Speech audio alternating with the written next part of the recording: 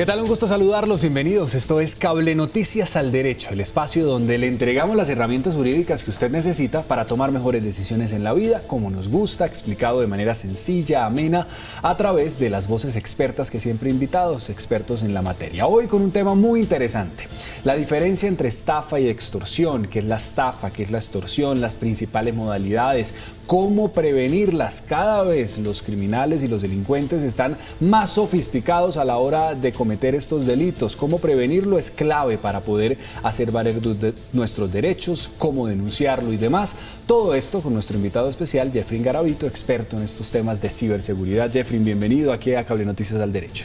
John, un gusto saludarte y un saludo muy especial a todos los televidentes que nos acompañan en este momento para esta actividad. Gracias, Jeffrey, por acompañarnos. Bien, le cuento que salimos a las calles con un equipo periodístico y de producción a preguntarle a la gente precisamente qué dudas tenía sobre la estafa y sobre la extorsión. ¿Qué le parece si comenzamos con una de esas preguntas de nuestros televidentes? Veamos. ¿Qué diferencia hay entre estafa y extorsión? Bueno, Jeffrey, esta pregunta nos sirve para entrar a esclarecer esos conceptos básicos que muchas veces los confundimos. ¿Qué es estafa? ¿Qué es extorsión? ¿Cómo se diferencia el uno del otro, Jeffrey? Claro que sí, John. Es muy importante tener en cuenta esa diferencia precisamente porque a veces somos víctimas y no sabemos sobre qué delito denunciar. Cuando nosotros hablamos de estafa, básicamente es cuando una persona te engaña a través de ciertas palabras, beneficios, promesas, y tú de manera voluntaria estás entregando algo económico, algún bien o algo preciado, y lo haces de manera voluntaria, precisamente a través del engaño. Engañado pero voluntariamente. Voluntariamente. Y generalmente nosotros caemos en ese tipo de estafas a diferentes modalidades. Pero la extorsión es cuando a través de amenazas de manera directa en contra de la vida, en contra de la integridad, en contra de la reputación, exigen algo, sea económico o algo en especie, para poder evitar ser ultrajado por parte de esa persona. Es decir, que la diferencia entre la extorsión y la estafa básicamente es que la estafa lo entregamos de manera voluntaria y la extorsión lo hacemos mediante coacciones de un tercero o una persona que nos está amenazando. Ya vamos a hablar de esas principales modalidades, pero pongamos un ejemplo de cada una para tratarlo de entender. Un ejemplo de una estafa, un ejemplo de una extorsión. Claro, la estafa puede ser cuando nosotros encontramos una super promoción y pensamos que estamos adquiriendo un producto a un bajo costo, entregamos unos recursos y no nos entregan nunca el producto. Eso es una estafa. Una extorsión es cuando nos llaman y nos dicen tiene que entregar $1.000.000 pesos y si no yo voy a dar estas fotografías suyas y lo van a hacer quedar mal reputacionalmente o lo voy a atentar en contra de su vida o en contra de sus familiares. Eso sería una extorsión. Hay ese constreñimiento. Y a nivel penal, Jeffrey, ¿las dos son igual de graves o hay una gravedad mayor en alguna de ellas? No, definitivamente la estafa tiene una menor pena a nivel jurídico y la extorsión es mucho más grave. Precisamente la extorsión hace parte de esas actividades especializadas de la justicia, es decir, que está bajo una fiscalía especializada para combatir esta actividad, y tenemos unidades de policía judicial como el Gaula que se encarga precisamente de perseguir esto, y la estafa, dependiendo de la cuantía, va a estar en algunas fiscalías locales o seccionales. Y es que ya vamos a ver de que la extorsión se ha convertido en un hecho delictivo sofisticado, de mucha gravedad en nuestro país. Avancemos con más dudas de nuestros televidentes. ¿Cuáles son las principales formas en las que estafan o extorsionan? Y esta pregunta de nuestra televidente, a quien agradecemos especialmente sus dudas, sus preguntas aquí en Cable Noticias al Derecho, Jeffrey, nos permiten adentrarnos en esos ejemplos y en esas modalidades de estafa y de extorsión. Hablemos de la estafa primero. ¿Qué le parece? Esas principales modalidades y esos ejemplos principales que la gente debe conocer. Sí, John, digamos, es muy importante que cuando nosotros hablamos de estafa, generalmente tenemos diferentes modalidades. Una de las modalidades más conocidas es la estafa con productos, bienes o servicios. Es decir, que se nos ofrecen algún tipo de producto, bien o servicio, se nos cobra un dinero, lo entregamos y cuando vamos a recibirlo o no lo recibimos o recibimos lo no esperado. Eso es una de las modalidades. Otra de las modalidades es a través de redes sociales. También esta modalidad se utiliza mucho precisamente por el incremento del uso de estas redes sociales, en donde las personas entregan algún dinero con una promesa remuneratoria y no vuelven a aparecer, se acaban esas cuentas, son cuentas falsas, solamente solamente captan los recursos y no aparecen con ningún ¿Cómo es que tipo de les llaman? producto. Cadenas, pirámides y demás. Eso también podría clasificarse allí en estafa, ¿cierto? Sí, esta recepción de dinero y luego termina la gente perdiéndolo todo. Estafas masivas lo llamamos nosotros, es un delito que se conoce como la captación masiva ilegal de fondos, pero básicamente es una estafa en donde se le promete a las personas unos retornos de inversión fantásticos, asombrosos, y las personas colocan su dinero esperando ese retorno de inversión, pero nunca va a aparecer porque precisamente están captando dinero y estafando a las personas. Ahorita, Jeffrey, también estaba muy de moda el tema de préstamos digitales. La gente a través de plataformas presta plata, pero algunas de esas plataformas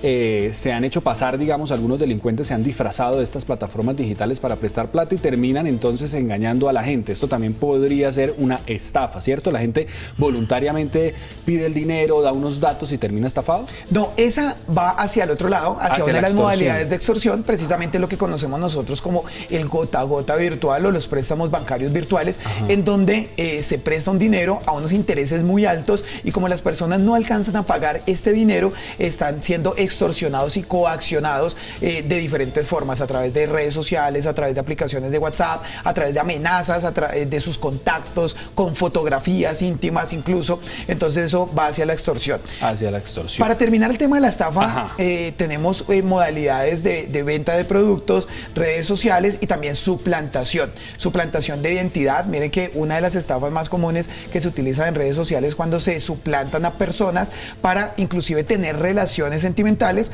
obtener algunos recursos. Se le piden a las personas pagos para pensiones, para educación, para salud, y luego cuando se van a tratar de dar esos encuentros en persona se desaparecen las cuentas. Es decir, hay una estafa a través de esas redes sociales, cambian de perfil y la persona entregó voluntariamente recursos económicos pensando que iba a tener una relación sentimental y luego se desaparece. Tremendo. Y ahora sí entremos en las modalidades de extorsión, Jeffrey, que también es un terreno que cada vez avanza más y cada vez hay más modalidades. Hay que tener cuidado, ¿no? Sí, una de las modalidades que se está dando mucho es la famosa sextorsión, por dos vías. Una, personas que tratan de tener una relación sentimental, envían algunas fotografías íntimas y luego esas fotografías íntimas se le dice a la persona que si no da unos recursos o unos dineros van a ser publicadas en redes sociales.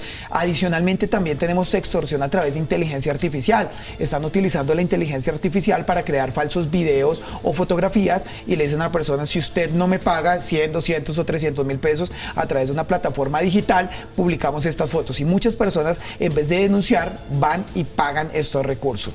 También tenemos los falsos secuestros o las falsas encomiendas, una modalidad muy conocida en donde llaman a algunos servicios muy conocidos como los acarreos o como los taxis, transporte, y le piden a las personas que lleguen a un lugar apartado y en ese momento reciben una llamada en donde se hacen pasar por algunos grupos armados ilegales y detienen a la persona y están llamando de manera simultánea a sus familiares para que den un recurso de un aparente secuestro, pero nunca ha existido el secuestro. Lo que hacen es utilizar inhibidores de celulares para que la persona quede totalmente incomunicada. Esto es una modalidad de extorsión muy conocida también.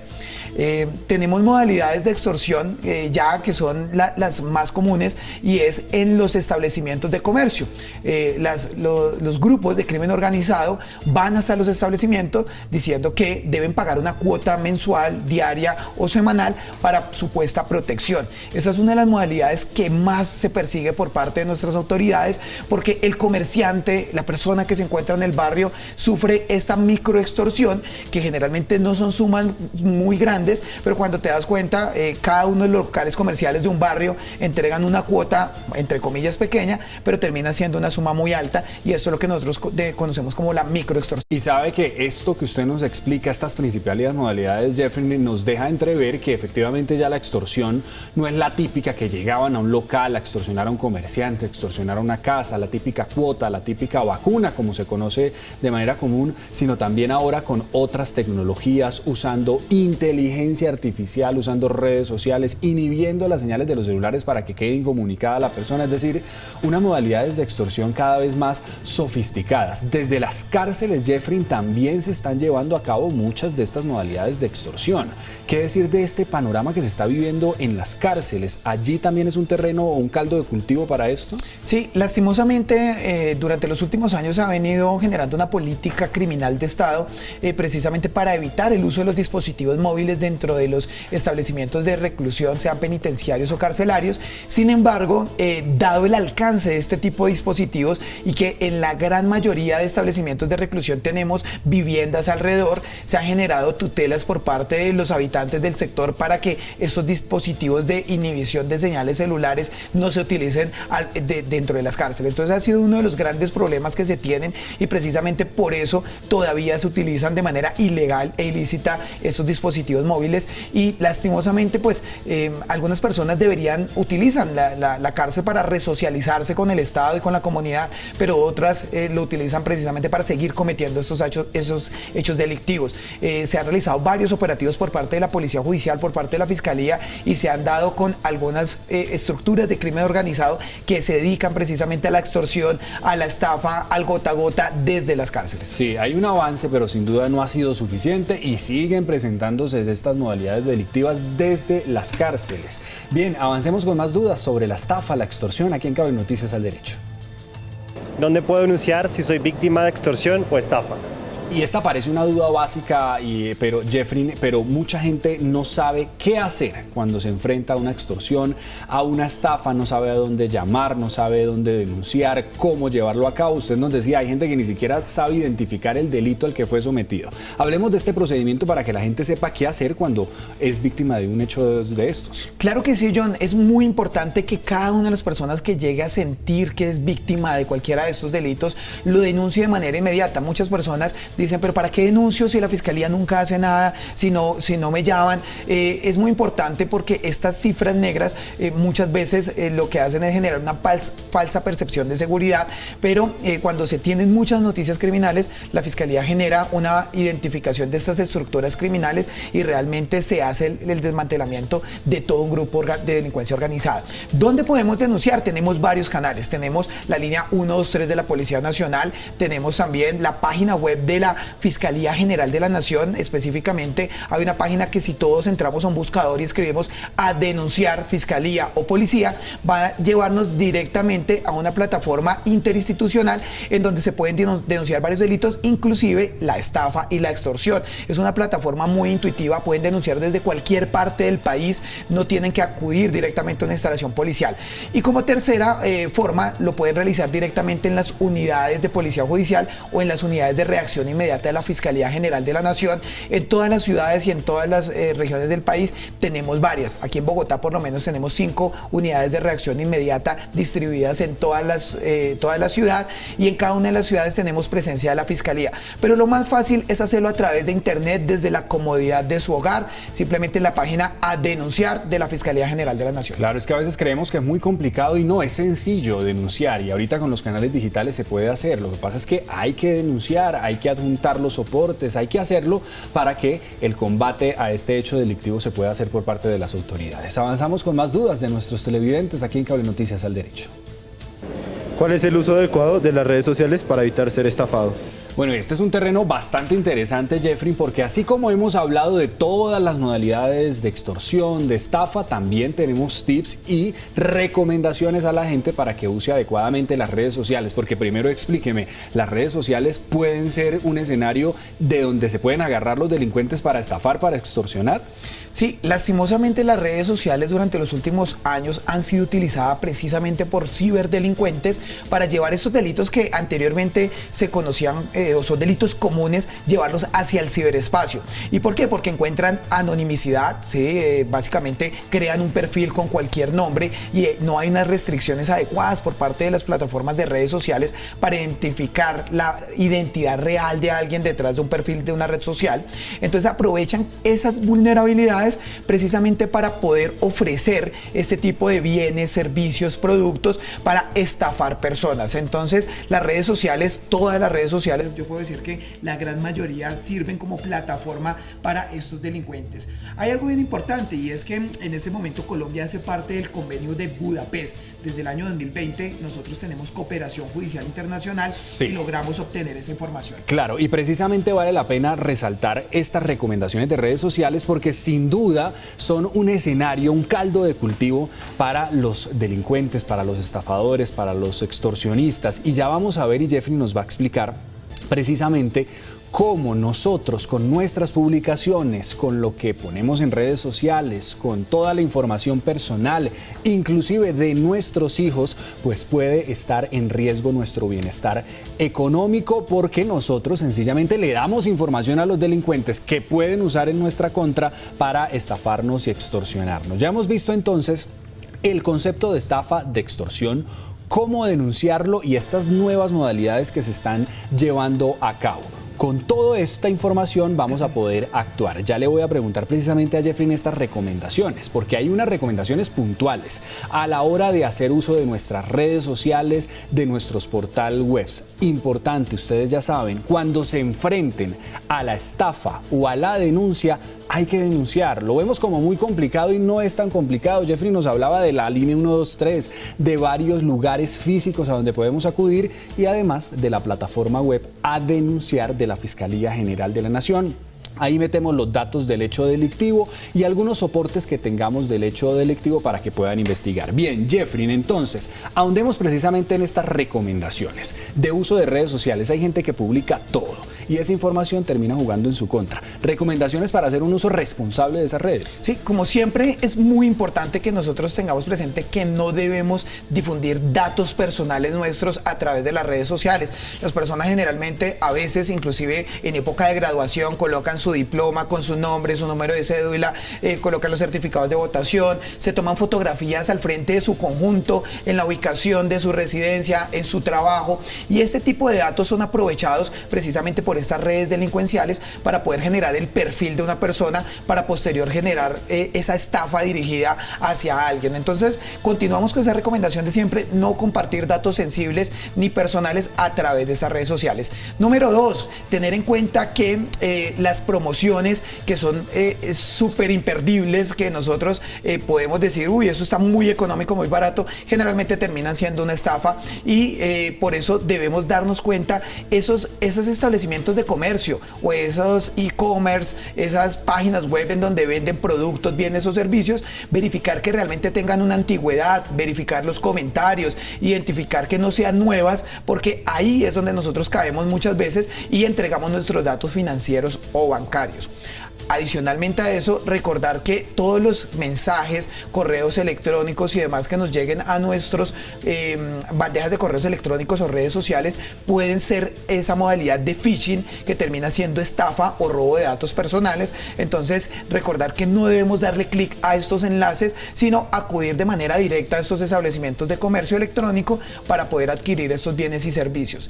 Y por último, es muy importante recordar que nosotros siempre vamos a hacer un blanco fácil de los ciberdelincuentes o de los delincuentes a nivel internacional. Entonces debemos siempre estar prevenidos que podemos llegar a ser estafados. Hoy en día empresas, grandes compañías son víctimas de este tipo de amenazas, así tengan grupos enteros de ciberseguridad, de seguridad física personal, y terminan siendo engañados porque el eslabón más débil somos nosotros, los seres humanos. Entonces esas son las mejores recomendaciones que podemos tener.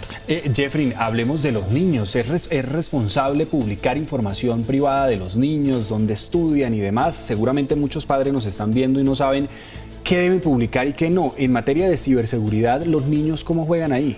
Bueno, hay una iniciativa internacional, precisamente incluso de Naciones Unidas, y en Colombia ha sido muy acogida por una organización que conocemos nosotros como Red Papás, que trabaja de la mano del Ministerio de las Tecnologías de la Información y las Comunicaciones, que ha venido generando política, inclusive impulsando algunos proyectos de ley precisamente para proteger esa identidad digital de nuestros niños. Una cosa es publicar las fotografías en algunos lugares o escenarios públicos, y otra, darle la información a los delincuentes para que puedan perfilar.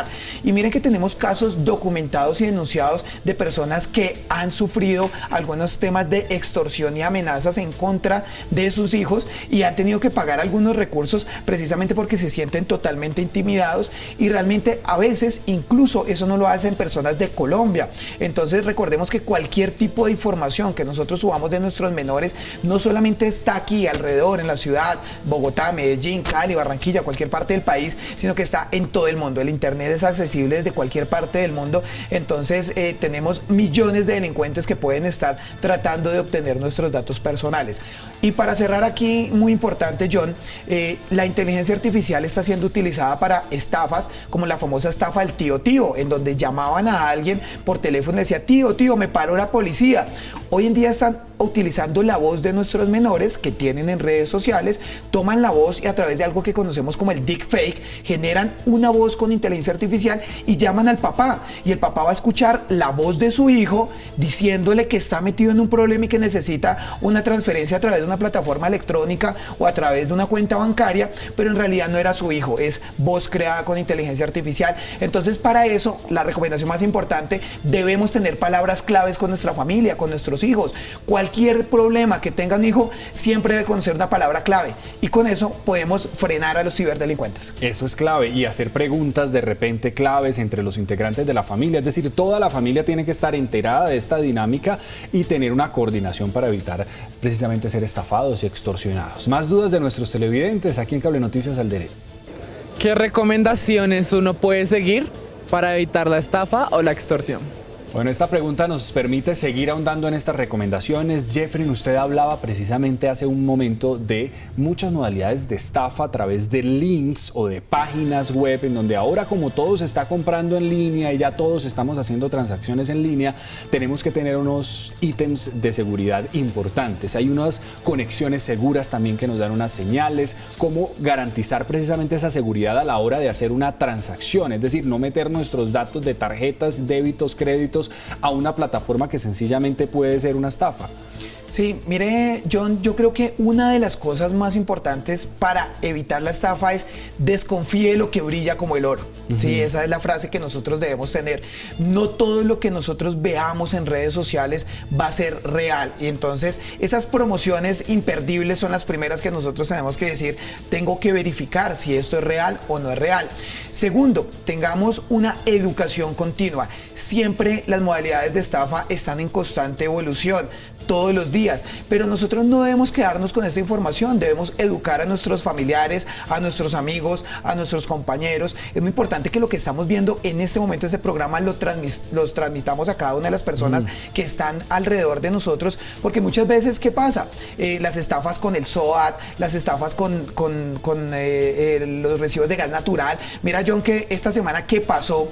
Los delincuentes saben cuándo son los vencimientos de ciertas cosas. Por ejemplo, la semana pasada estafaron a muchísimas personas, recibimos denuncias en el centro cibernético y a nivel de investigación criminal de personas que fueron estafadas a través de una página que crearon con el nombre de Banti con tilde en la A, y las personas pensaban que estaban pagando su recibo público y lo que estaban haciendo era entregándole los datos bancarios, y se perdieron millones de pesos a nivel Bogotá solamente con eso. Y crean una página web entonces similar a la marca, al logo y demás, y ahí es una página falsa. Claro. ¿O cómo fue? ¿Y cuál es el problema? Y recomendación muy importante, ya que hablamos de esto, no darle clic al primer enlace en los buscadores. ¿Por qué? Porque los ciberdelincuentes pagan la publicidad y ahí es donde dice patrocinado, ¿sí?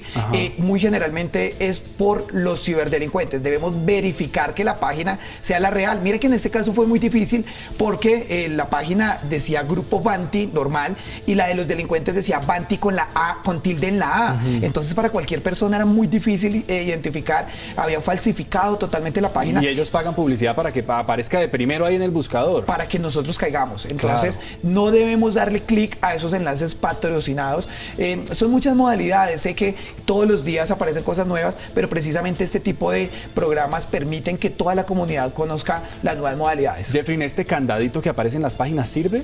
Bueno, ya no, antes sí, antes lo conocíamos nosotros como el enlace seguro de conexión directa, pero hoy en día los ciberdelincuentes hacen páginas web con conexión segura, con conexión SLL, que básicamente suplanta la actividad. Antes nosotros le decíamos a las personas, verifique que tiene el enlace, pero ya cualquier página vale $5 adquirir un certificado de seguridad, entonces eso ya no hace parte de las recomendaciones importantes porque muchas páginas web que suplantan tienen ese certificado. No sabía eso y uno se confía mucho de ese candadito, esa pestañita arriba de las páginas que dice la conexión es segura, pero pero mira, Jeffrey nos dice que los delincuentes han llegado más allá incluso y eso no es suficiente, ese es un buen dato. Última pregunta de nuestros televidentes para ir cerrando aquí este programa de Cable Noticias al Derecho sobre la estafa y la extorsión, delitos que han tocado la puerta de muchos colombianos. Sirve denunciar la estafa y la extorsión porque muchas veces pasan los años y no pasa nada. Y esta es una queja de muchos colombianos. Jeffrey, la gente dice, yo denuncio sobre todo estos delitos, la estafa, la extorsión. Yo denuncié y pasaron años y a mí eso nunca me lo solucionaron ni nada muy cercano a la solución. ¿Qué decir frente a esto, Jeffrey? Porque desde luego la idea no es desincentivar la denuncia, pero hablemos de ese nivel de impunidad en estos delitos. ¿Por qué hay tanta impunidad?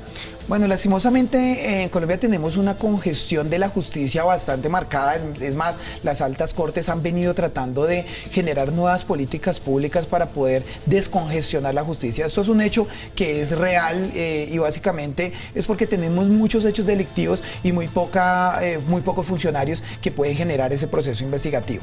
Pero es muy importante denunciar, John, cada uno de nosotros cuando denunciamos ayudamos a que otras personas también conozcan ese tipo de modalidades. Segundo, vamos a generar política criminal porque entre más cantidad de denuncia tengamos, pues se pueden llegar a tomar decisiones por parte del gobierno nacional para aumentar la capacidad o el pie de fuerza investigativo. Y tercero, no vamos a evitar esa cifra negra en donde de pronto el Estado diga bajamos la tasa de extorsiones y lo que pasa fue que bajó la tasa de denuncias. Entonces es muy importante que nos tomemos esos minutos para investigar. Entendemos que una vez se coloca la denuncia, generalmente se le asigna un fiscal y ese fiscal tiene que ponerse en contacto con la víctima para generar una ampliación de denuncia y luego unas órdenes a policía judicial. Pero si nosotros no denunciamos, pues vamos a permitir que estos delincuentes continúen haciendo daño a otras personas. Entonces la invitación muy clara, recuerden en la página a denunciar de la Fiscalía General de la Nación lo más rápido que podemos hacer. Y esa es la invitación también que hacemos desde aquí, desde Cable Noticias al Derecho. Hay unos retos probatorios con estos delitos de congestión, como nos lo explica Jeffrey, pero hay que denunciar precisamente porque las autoridades están haciendo lo posible para tratar de que esta impunidad baje en los delitos de estafa y extorsión. Bien, se nos acaba el tiempo, pero agradecemos de manera muy especial a Jeffrey Garavito, experto en estos temas de ciberseguridad, por acompañarnos y explicarnos, Jeffrey, como siempre, de manera pedagógica, con plastilina estos temas. Bienvenido siempre por aquí. John, muchas gracias por la invitación y como siempre es un placer poder hablar de eso para que todas las personas recuerden lo importante que es prevenir, estar alerta y denunciar en caso de que seamos víctimas de cualquier de estos hechos. Esa es la idea. Y a ustedes mil gracias por siempre preferirnos. Esto fue Cable Noticias al Derecho, el espacio donde le entregamos las herramientas jurídicas que usted necesita para tomar mejores decisiones en la vida. Hasta pronto.